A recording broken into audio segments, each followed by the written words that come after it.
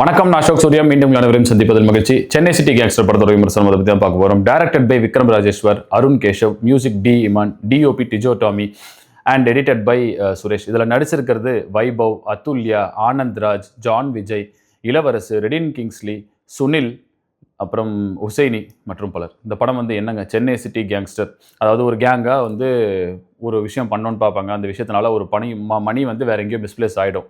அதுக்காக பெருசாக ஒரு பேங்க் வந்து கொள்ளையடிச்சிடலாம் அப்படின்னு பிளான் பண்ணி இருக்கக்கூடிய படம் தான். அதில் வரக்கூடிய சீக்வன்ஸு, அதில் வரக்கூடிய சீன்ஸு, ஃபன்னு, ஹியூமர், இதெல்லாம் தான் வந்து படம்.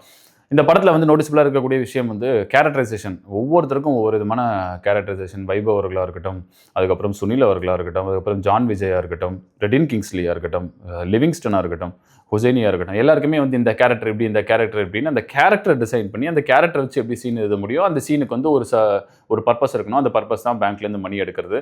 அதுக்கப்புறம் ஒரு கேரக்டருக்கு ஒரு பென்ட்ரைவ், அரசியல்வாதிக்கு பென்ட்ரைவ் தேவை, இளவரசன்றவருக்கு. ஸோ இது எல்லாத்தையும் கனெக்ட் பண்ணி ஒரு ஸ்க்ரீன் பிளேவாக பண்ணியிருக்காங்க.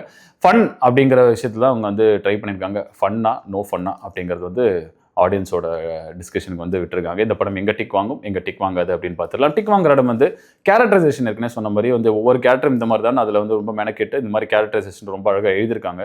ஸோ கண்டிப்பாக அந்த இடத்துல டிக் வாங்கும். அதை வந்து எந்தெந்த கேரக்டர் என்னென்ன மாதிரி பண்ணணுங்கிறவங்களும் ஆக்டிங் பர்ஃபார்மன்ஸ் ரொம்ப நல்லா பண்ணியிருக்காங்க. ஸோ கண்டிப்பாக அந்த இடமும் வந்து டிக் வாங்கும். அண்ட் முக்கியமாக இன்னொரு விஷயம் வந்து ஓரளவுக்கு ஹியூமர் நல்லா ஃபன்னாக எடுத்துகிட்டு போயிருக்காங்க. ஸோ கண்டிப்பாக இந்த இடம்லாம் வந்து டிக் வாங்கும். டிக் வாங்காத இடம் ஏதாவது இருக்கா அப்படின்னா வந்து நிறைய ஹியூமர் வந்து அவங்க ஒன்லைனர்ஸ் போடுறாங்க. அது நமக்கு கனெக்ட் ஆகுதா இல்லையா அப்படின்ற மாதிரி ஒரு கேள்வி வருது. நிறைய இடங்கள்ல வந்து ரொம்ப ஃப்ளாட்டான ஹியூமராக போகிற மாதிரி இருக்குது. நிறைய இடங்கள்ல இது ஹியூமர் தானா அப்படின்னும் நிறைய பேருக்கு வந்து டவுட் வரும். பட் இது வந்து டிக் வாங்காம இடமா இருக்கிறதாலும் வந்து இன்னொரு சில விஷயங்கள் வந்து என்னன்னா, சாங்ஸ் வந்து இன்னும் கேட்சியாக, இன்னும் கொஞ்சம் இன்ட்ரெஸ்டிங்காக, இன்னும் கொஞ்சம் வந்து என்கேஜிங்கான ஒரு சில சாங்ஸாக மாட்டி இருந்தது அப்படின்னா வந்து இந்த படம் வந்து இன்னும் இன்ட்ரெஸ்டிங்காக இருந்திருக்கும். ஸோ இந்த இடங்கள்லாம் வந்து டிக் வாங்காது. மற்றபடி இந்த மாதிரி ஒரு ஜாலியாக ஃபன்னாக ஒரு படம் பார்க்கணும்னு நினச்சிங்கன்னா தாராளமாக இந்த படம் வந்து நீங்கள் தேட்டரில் பார்க்கலாம். மீண்டும் இதை விட ஒரு நல்ல திரைப்படத்துடன் உங்களை சந்திக்கிறேன். நன்றி, வணக்கம்.